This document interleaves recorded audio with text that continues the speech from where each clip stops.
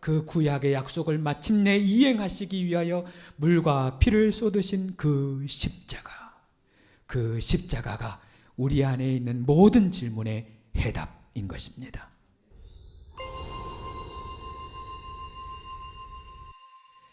데이비드 그레고리의 예수와 함께한 저녁 식사라고 하는 유명한 책이 있습니다.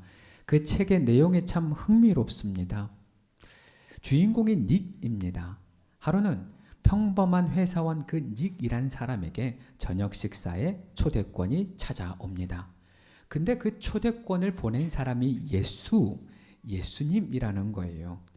친구들의 장난이겠거니 하고 가벼운 마음으로 그 식탁의 자리에 가지요. 그런데 막상 그곳에 가니까 낯선 남자가 자신이 예수라고 이야기합니다. 그리고 그 예수님과 함께 식사를 나누는 그 중에 대화의 내용을 기록한 것입니다. 닉은 그에게 그동안 하나님께 가졌던 수많은 질문들을 하나하나 쏟아내기 시작합니다. 그리고 식사 후반부에 이르러서는 이런 질문까지 합니다. 내 부모님이 이혼하게 된 것 하나님의 계획입니까? 내 아버지가 돌아가신 것 하나님의 뜻하신 바입니까?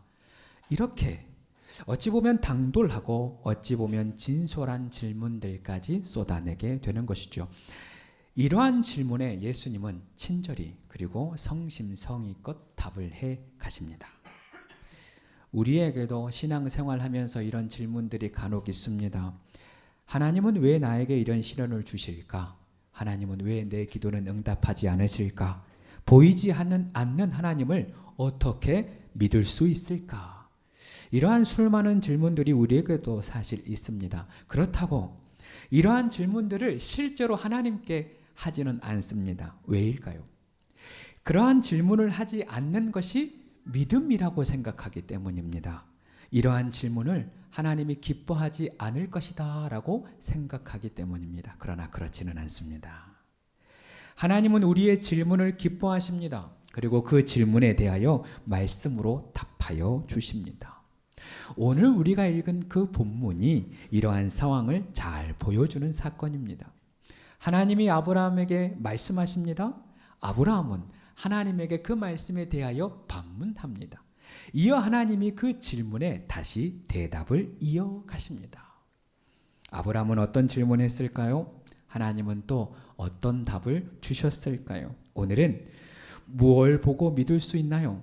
무엇을 보고 믿을 수 있나요? 라는 제목으로 하나님의 은혜를 나누고자 합니다. 오늘 1절은 이후에라는 단어로 시작됩니다.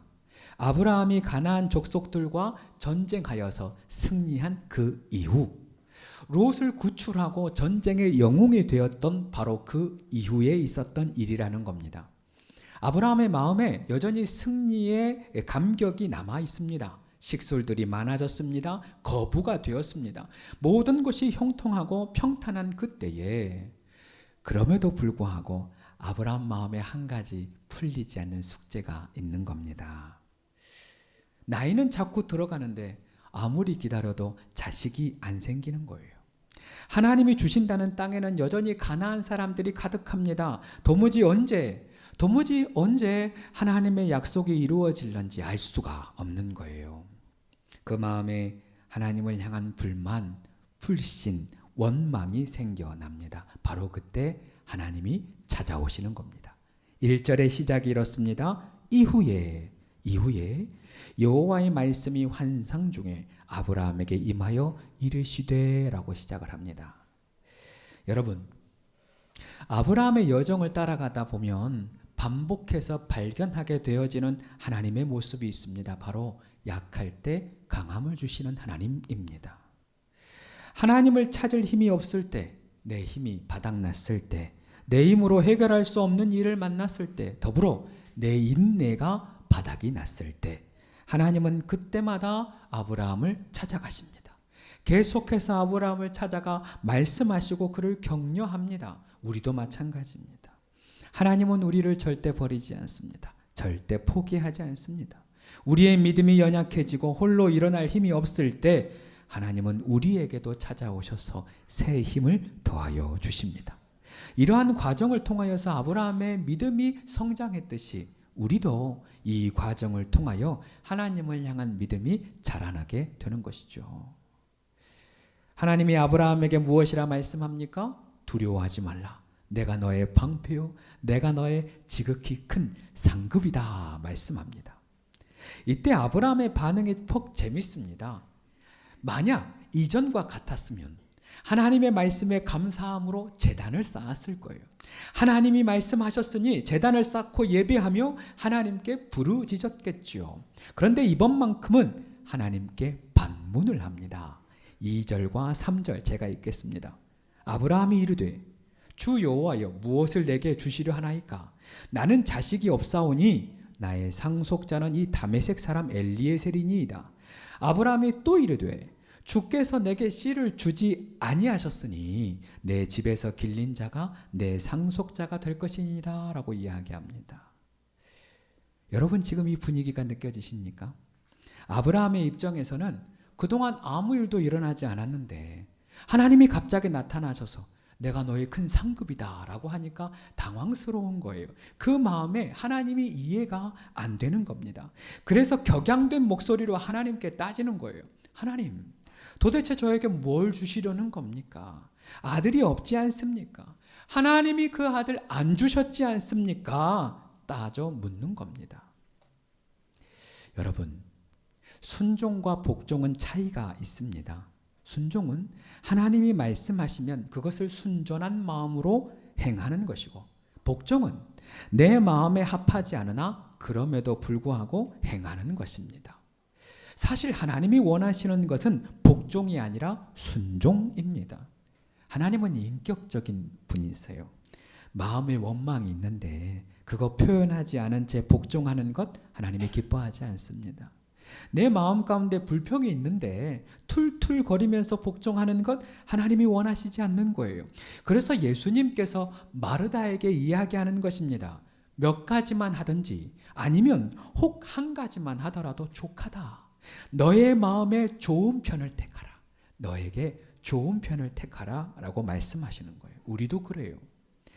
아들에게 심부름 하나 시켰습니다. 그런데 오고 가는데 계속 궁시렁궁시렁 거려봐요. 그러면 단번에 소리치지요. 그럴 거면 하지 마. 또 저만 나쁜 사람 되네요. 예를 들면 그렇다는 거예요. 그렇습니다. 하나님 아버지도 그래요. 하나님은 오히려 내 불편한 마음을 있는 그대로 표현하길 원하십니다. 아브라함과 같이 하나님 내 마음 답답합니다. 하나님 도대체 언제입니까? 도대체 뭘 보고 믿습니까? 있는 그대로 쏟아내길 원하시는 것이죠. 하나님이 그런 아브라함 향하여 엘리에셀이 아니라 내 몸에서 날 자가 너의 상속자가 될 것이다 말씀하시는 거예요. 그리고 아주 로맨틱한 장면이 나와요. 하나님 정말 멋있어요. 아브라함을 데리고 밖으로 나갑니다. 이미 밖은 캄캄한 밤이었어요. 아브라함에게 하늘을 보라 라고 하는 거예요. 캄캄한 밤하늘 올려다보니 그렇게 많은 별들이, 수많은 별들이 반짝거리며 쏟아질 듯 빛을 내는 겁니다. 그리고 말씀하시는 거예요. 아브라함아, 저 별들을 셀 수 있나 보라. 내 자손이 이와 같을 것이다 말씀합니다. 그렇습니다. 하나님께는 무슨 말이든지 다 할 수 있습니다. 하나님은 우리의 마음, 우리의 생각을 이미 다 알고 계십니다. 그러나 그럼에도 불구하고 우리가 표현하기를, 우리가 말하기를, 우리가 이야기하기를 기다리시는 것입니다. 사랑하는 성도 여러분, 하나님을 향하여 답답함이 생겼을 때, 원망이 생겼을 때, 혹여나 의심이 생겼을 때, 도무지 이해가지 않는 일이 생길 때 그 마음 품고 있지 말고 하나님께 토로하시길 바랍니다. 하나님 앞에 다 쏟아내시길 바랍니다. 우리가 즐겨하는 찬송가 가사 그대로입니다. 주 예수께 조용히 나가 내 마음을 쏟아놓으라. 그러면 어떻게 됩니까? 늘은 미리 보시는 주님 큰 은혜를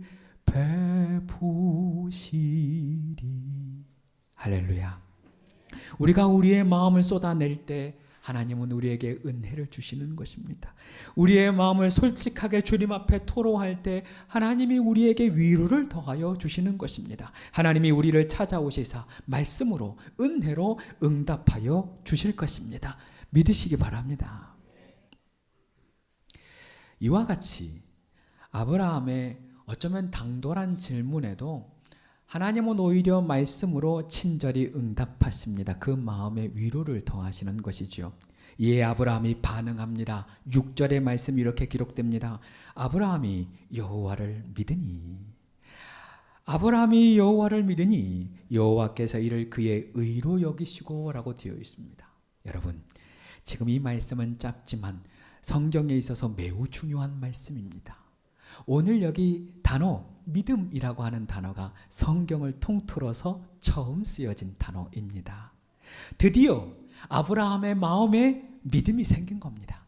드디어 아브라함의 인생에 내가 사는 인생이 아니라 믿음으로 사는 인생, 믿음의 조상으로서의 제2막이 시작된 것입니다. 한 걸음 더 나아가서 하나님이 그 아브라함의 믿음을 의로 여기셨다라고 기록합니다. 그렇습니다. 하나님이 의로 받으시는 것은 믿음입니다. 선한 행위가 아닙니다. 바른 행위가 아닙니다. 도덕적 행위도 아닙니다. 하나님은 그저 우리 마음 가운데 하나님을 믿는 믿음이 있는가? 그것이 중요한 것입니다. 그래서 믿음으로 말미암아 의인이 되는 것이고 믿음으로 말미암아 의롭다 칭함을 받게 되는 것입니다. 이제 성경은 말씀과 믿음, 하나님과 믿음, 언약과 믿음이라고 하는 새로운 패러다임이 시작이 됩니다. 믿음의 패러다임인 것이에요. 그 믿음의 패러다임이 오늘을 사는 지금에까지 이어지고 있습니다. 그리고 마침내 주님이 오실 때까지 그 믿음의 패러다임이 계속해서 이어지게 될 겁니다. 그래서 교회가, 그래서 제가 믿음을 강조할 수밖에는 없는 거예요. 다시 말씀드립니다. 믿음이 신앙의 시작입니다. 믿음이 기도의 시작이요, 기적의 시작입니다. 믿음이 승리의 시작입니다. 보이지 않는 하나님을 믿는 그 믿음, 보이지 않는 하나님이 나와 함께 하신다는 그 믿음, 보이지 않는 하나님이 앞으로 영원히 우리와 함께 계심을 믿는 믿음이 우리를 살리는 것입니다. 믿음으로 말미암은 의인이 되시기를 축복합니다. 믿음 위에 서는 우리가 되기를 축복합니다. 더불어 믿어지는 은혜가 있기를 축복합니다. 이렇게 하나님의 말씀에 아브라함이 믿음으로 반응합니다. 그런데 그 다음 장면이 조금 이상합니다. 하나님이 이어 이렇게 말씀하시죠. 7절입니다. 또 그에게 이르시되 나는 이 땅을 내게 주어 소유를 삼게 하려고 너를 갈대아인의 우르에서 이끌어낸 여호와다라고 말씀하세요. 하나님이 아브라함을 향하여 이 땅 너에게 주려고 내가 이끌었다라고 하는 것입니다. 그러자 아브라함이 당장 증거를 요구해요. 8절입니다. 그가 이르되 주 여호와여 내가 이 땅을 소유로 받을 것을 무엇으로 알리이까? 라고 또다시 반문하는 겁니다. 방금까지 하나님을 믿어서 의롭다 칭함을 받은 아브라함인데 갑자기 이제 하나님을 향하여 증거를 요구합니다. 우리가 보기에는 아브라함이 좀 오락가락하는 거 아닌가? 아니 방금까지 믿어서 의로 여김을 받았는데 믿지 못해서 또다시 불신해서 하나님께 증거를 요청하는 것인가? 이렇게 생각될 수 있습니다. 그러나 그렇지는 않아요. 제가 목사이다 보니까 종종 저에게 이렇게 말씀하시는 분들이 계세요. 내가 로또가 되면 하나님을 믿을 겁니다. 하나님이 지금 나타나면 내가 믿겠습니다 라고 얘기하는 분들이 계세요. 그러나 이러한 말은 사실 믿으려고 하는 말이 아니에요. 그저 하나님을 내 욕심을 채우는 도구로 사용하려고 하는 것이고 또한 어떻게든 믿지 않겠다는 것을 우회적으로 표현하는 겁니다. 그분들에게는 하나님이 응답하지 않습니다. 뿐만 아니라 설령 응답한다 하더라도 그분은 믿지 않을 거예요. 반면 지금 아브라함의 요구는 의심으로 비롯된 요구가 아닙니다. 지금 아브라함의 요구는 믿기 위하여 요청한 요구입니다. 멋진 말은 두 번 해야 돼요. 믿기 위하여 요청하는 요구. 내 믿음 흔들리지 않도록 확실한 증거를 바라는 겁니다. 내 믿음이 아직 연약합니다. 나도 믿고 싶습니다. 그러니 자꾸만 흔들리는 내 믿음 위하여서 하나님이 증거를 좀 보여달라는 것입니다. 기드온에게도 이와 같은 사건이 있었죠. 하나님이 기드온을 사사로 부르십니다. 이에 기드온이 하나님을 향하여 부르심의 증거를 요청합니다. 하나님, 여기 양털 한 뭉치가 있으니 이 양털만 이슬이 적게 해주십시오. 하나님, 한 번만 더 구합니다. 여기 이 양털만 마르고 주변이 다 이슬이 적게 해주십시오. 2번이나 요청합니다. 그리고 하나님은 이 요구에 하나하나 응답하시죠. 이에 기드온이 확실히 하나님을 믿고 한 번도 의심치 않고 더 이상 한 번도 요청하지 않고 담대히 전쟁터로 나아가게 되는 것입니다. 무엇을 의미합니까? 하나님은 우리의 믿음 없음을 도와주신다는 겁니다. 생각해보면 보이지 않는 하나님 믿는 거 쉽지 않습니다. 보이지 않는 하나님 안 믿어지는 게 당연합니다. 그러나 그것을 당연하게 여기지 말고 내게 믿음 없으니 하나님 내 믿음 더하여 주십시오. 내게 믿음을 주십시오. 기도해야 한다는 것이죠. 마치 귀신 들린 아들을 고치기 위하여 예수님을 향해 내 믿음 없음을 도와주십시오. 내 믿음 없음을 도와주십시오. 기도하였던 그 아비의 기도처럼 우리도 믿음 없음을 도와달라 구하면, 믿음을 구하면 하나님이 우리를 도와주시는 것입니다. 사랑하는 성도 여러분, 우리도 믿음이 연약해질 때가 있습니다. 믿어야지 하는데 도무지 안 믿어질 때가 있습니다. 내 믿음이 연약해서 나는 왜 이것밖에 믿음이 안 되나 낙심할 때가 있습니다. 바로 그때 하나님을 향하여 믿음을 구하시기를 바랍니다. 믿음 없음을 도와달라 요청하시기를 바랍니다. 하나님이 마땅히 그 믿음의 증거를 보여주실 것입니다. 하나님이 마땅히 내 믿음 없음을 도와주실 것입니다. 아브라함의 증거 요청에 다시 하나님이 아브라함에게 말씀합니다. 다음 구절입니다. 나를 위하여 3년 된 암소, 3년 된 암염소, 3년 된 순양과 산 비둘기, 그리고 집 비둘기 새끼를 준비하라 그러는 거예요. 이 모든 짐승들은 하나님 앞에 드려질 제물을 의미합니다. 이에 아브라함이 그 제물을 준비하여 반으로 쪼갭니다. 혹여나 그 솔개가 내려앉을까 봐 그 솔개 쫓아가면서 하나님의 임재를 기다립니다. 날이 저뭅니다. 아브라함의 마음 가운데 두려움이 엄습합니다. 또다시 그때 하나님의 큰 음성이 들립니다. 이런 이야기예요. 너희 자손이 이방 나라의 객이 되겠고 400년 동안 내 자손들을 괴롭히리라. 그러나 그 이후에는 내 자손이 큰 재물을 이끌고 나오게 되리라. 그리고 이 땅을 반드시 정복하게 될 것이다. 온 땅을 차지하게 될 것이다. 말씀하십니다. 이 말씀 이후에 어둠 속에서 횃불이 하나 등장을 합니다. 그 횃불이 하나님의 임재의 상징인 거예요. 그 횃불이 쪼갠 재물들 사이로 슉 하고 지나갑니다.